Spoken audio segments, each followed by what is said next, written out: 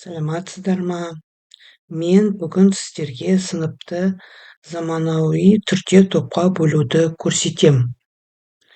Ол үшін біріншіден сынып тізімін Microsoft қосымшасына сынып тізімін жасап аламыз. Мына мен жасап алдым уже тізім бар. Оны мен дайындап қойдым.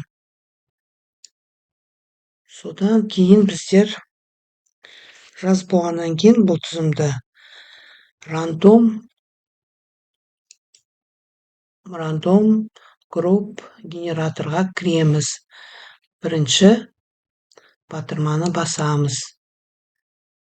Батырманы басып, мынандай бізде не шығады экранда.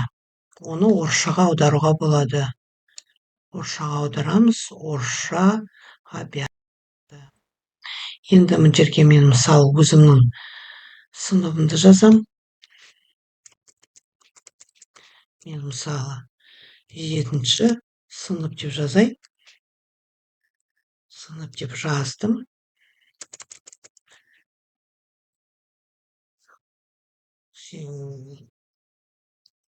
7-ші сынып деп жаза қояйын.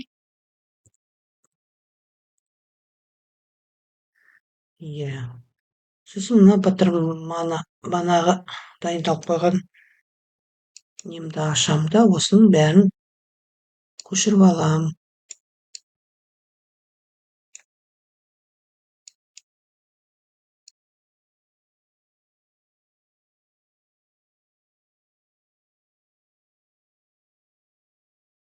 Көшіріп алам да, қайтып сол приложениеге кірем.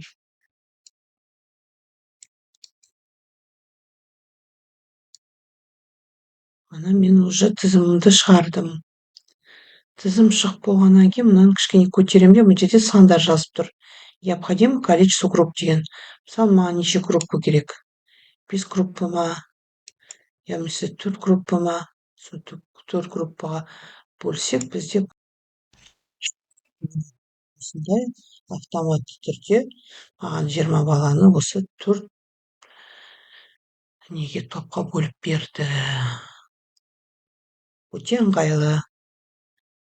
Берем осындай